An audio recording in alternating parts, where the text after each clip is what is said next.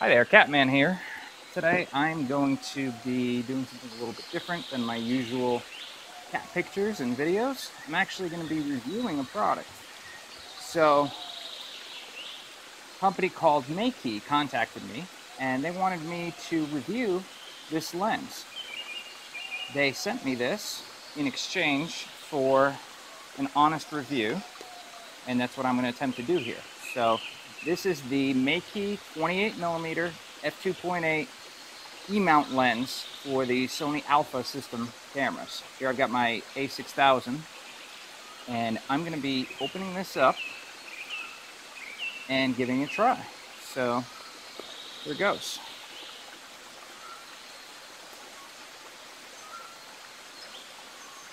So for starters, we have a lens cloth. Gotta have those. We've got a manual with a lot of Chinese writing on it.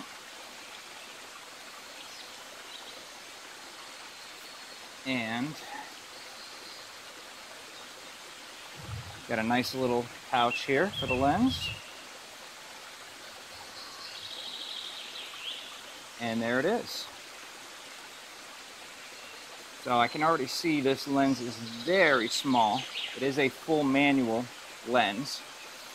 So it's manual focus, manual aperture. It doesn't communicate with the camera. But it's only about 80 bucks on Amazon. So if it takes halfway decent pictures, I'd say it's a good value. Now, it seems like it's a very nice construction. Feels all metal. Very small front element there. And you got a slip-on metal lens cover, which is kind of unusual on most of these lenses. Don't see that very often. Quite nice though. There's a really nice feel to it, and it seems to stay on well enough. Now let's take the back cover off. Slide it onto my A6000.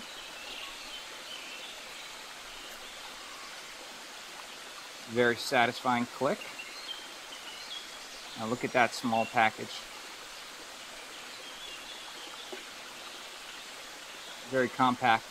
Probably slide this right into my pocket.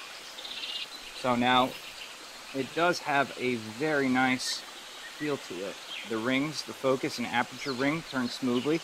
It is declicked, so this is a good lens for video because you'll be able to adjust the aperture gradually with no click sound coming through the camera. Giving you some nice variable depth of field effects. And you can see here, go ahead and point this towards the pool. I'm going to open and close the aperture. With focus peaking on, it's actually quite easy to get it in focus. Now I got to set to infinity, and I can gradually adjust the depth of field, just like this. As long as I go slowly enough, the camera can keep up no problem in aperture priority mode, or in automatic mode, likely. Not bad. So now I'm going on a trip to Connecticut for business. So I'm going to be leaving behind this paradise here for a little bit, and I'm going to take this with me, and I'm going to take only this lens and see what kind of pictures I can get. So I'm going to hold off until I get on the plane before I take any photos with this to see how they look. And hopefully Meike won't let me down, and we'll get some decent pictures out of this. So we're going to be back after the trip, and I'm going to go over some of the pictures that I took and show you how they come out. Let's take a look at some sample shots that I took.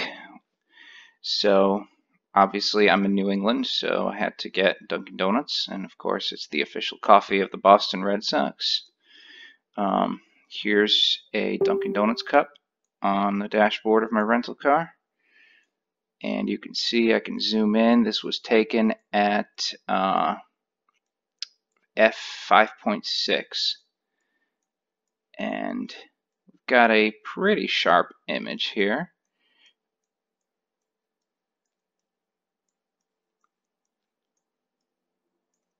Now remember, this lens is manual focus, so getting a perfect focus isn't always doable without taking a few pictures first.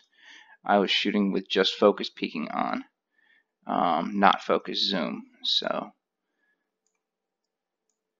this is what I got. Nice soft background.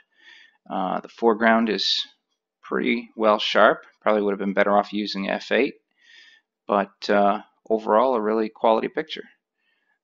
Now the next one, this right here, took 3 different pictures at different apertures.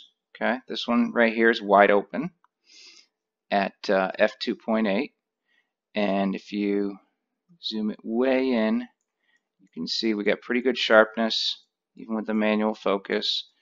A lot of detail. It does get a little bit soft as we head out into the corners, and there's definitely, you can see here in the corners, a little soft, a little dark. Not really much for chromatic aberration. Surprisingly, even wide open is quite good. Definitely quality at the $80 price point, that's for sure. A little bit of vignetting when it's wide open. Little bit of softness in the corner, but overall makes for a very good wide landscape lens. Now, this is the same picture taken at f5.6. Now, I didn't have a tripod, so these are all 1/60th of a second. That's about as slow as I could go to make sure I still had a good sharp picture in handheld mode. And again, now we have a little bit more detail in the corners and a little bit less vignetting. You can see here that it's a lot lighter in the corner. Stop down just a little bit, and I bumped the ISO up to 200 to keep the light level the same. So you are introducing a little noise here, but overall the picture is a bit sharper than when the lens is set at f2.8. And here I've got the lens stopped down all the way to f16. And if you zoom in now, again, you see the vignetting is pretty much gone. You've got the same light tones here in the corners that you do in the center, but we did introduce a bit of noise. So while it looks like it's not sharp, that's more of the ISO being at 1600 than the actual lens.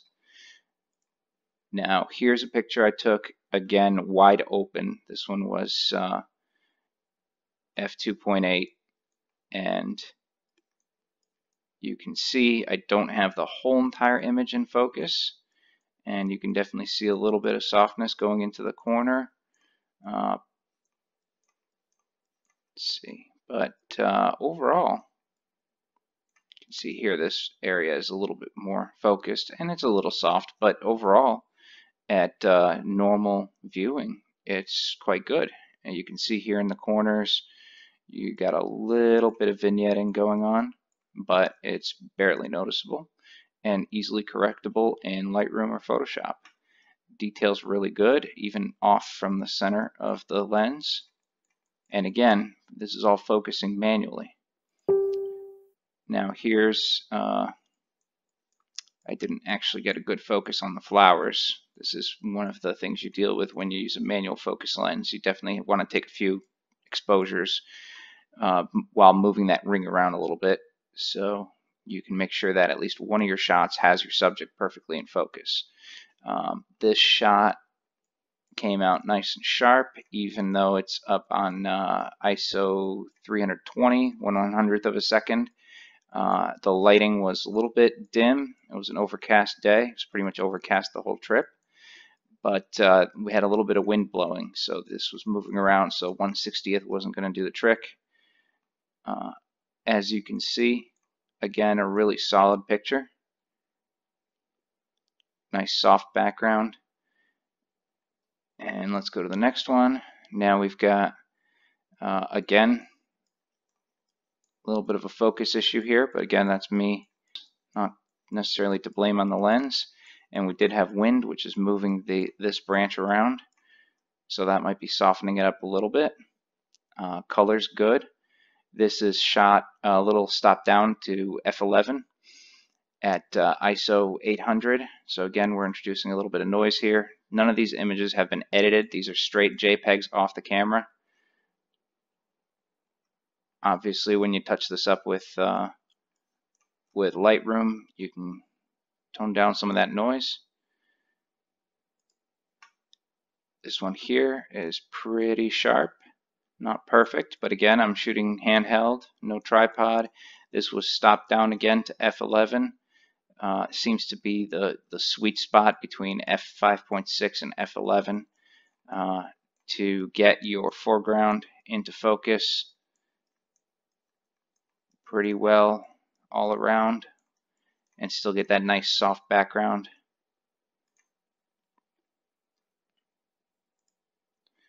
Now here you get a little bit of better idea of the detail up close on the lens. You can definitely see a little bit of purple fringing here.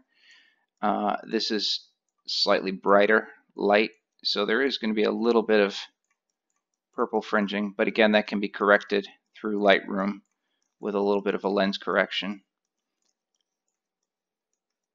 And you can see my focus isn't quite perfect on, but again, at a normal viewing distance, it's a perfectly acceptable image.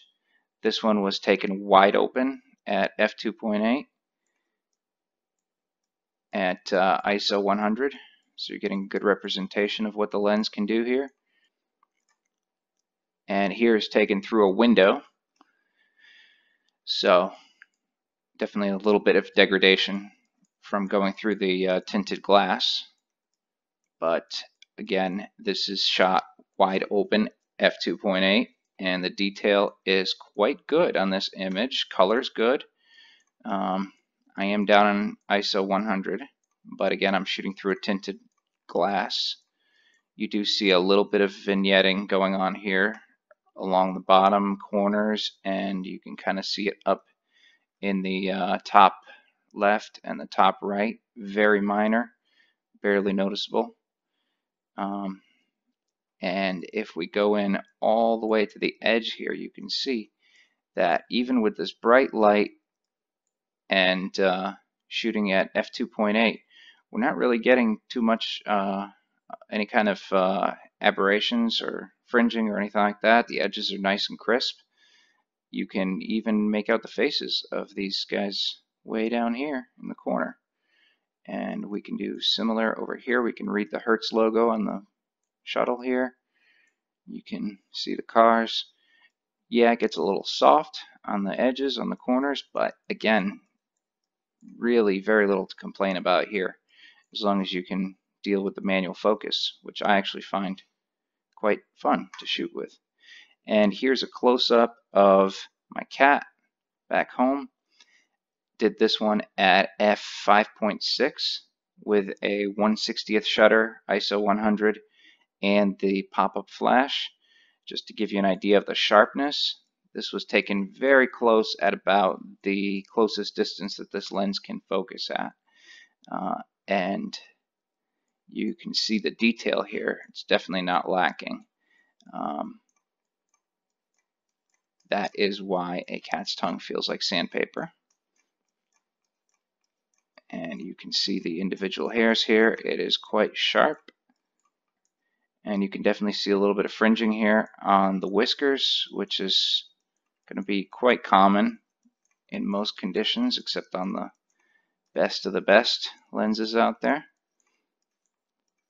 And I am shooting with a relatively wide aperture at 5.6. And I've got sunlight directly behind me here with this open window. But all in all, very good shot. Definitely a little bit of vignetting here, but that actually adds a little something to a portrait like this. So we probably wouldn't even remove it in Lightroom. So now that you've seen what this lens can do, you see that overall it's not a bad lens for the money. I was actually pretty impressed for an $80 lens. If you don't mind shooting manually, I actually enjoy it on my A6000. It's quite good. And it gives you that almost 35mm look out of the camera. It's a good focal length. It lets you focus out to infinity really easily and accurately, so it's great for landscape shots. It's even good for close-ups if you don't mind manually focusing with the focus peaking on.